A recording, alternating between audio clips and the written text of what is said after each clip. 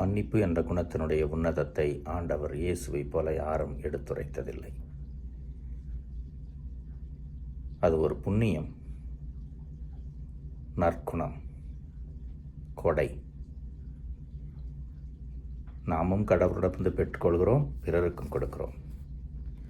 அப்படி மன்னிப்பை நாம் கொடுக்கிற பொழுது நம்முடைய மனது எளிதாகிறது, நாமும் புண்ணியத்தில் வளர்கிறோம். யார் பெற்றுக்கொள்கிறார்களோ, நமக்கு எதிராக குற்றம் செய்தவர்கள், நம்மை பழியாங்கியவர்கள், நம்மை காயப்படுத்தியவர்கள், அவர்களுக்கும் இது குணம், நலம்.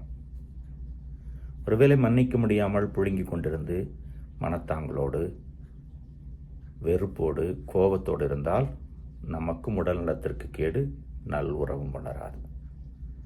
அதனால் தான் இயேசு பல முறை பல்வேறு உவமைகள், போதனைகள் வழியாக மன்னிப்பினுடைய முக்கியத்துவத்தை எடுத்துரைக்கிறார். தன்னுடைய வாழ்விலும் முன்னுதாரணமாக மன்னிக்கிறார். சிலுவையிலே மன்னித்து விட்டுதான் உயிர் துறக்கிறார். மன்னிக்க முடியாத மனிதர்கள் நடமாடும் பிணங்கள்.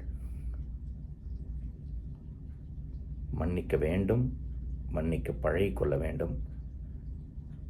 ஒருவேளை கடின மனது இருக்கிறதா, ஜெபிப்போம், கடவுளிடம் கேட்போம் மன்னிக்கக்கூடிய பலத்தை. அடுத்து நாம் யாருக்கு எதிராவது குற்றம் செய்திருந்தால் தாழ்ச்சியோடு மன்னிப்பு கேட்போம். கேட்டால் கிடைக்கும். அதைத்தான் இந்த நற்செய்தி வாசகம் சொல்கிறது, மன்னிப்பினுடைய முக்கியத்துவத்தை.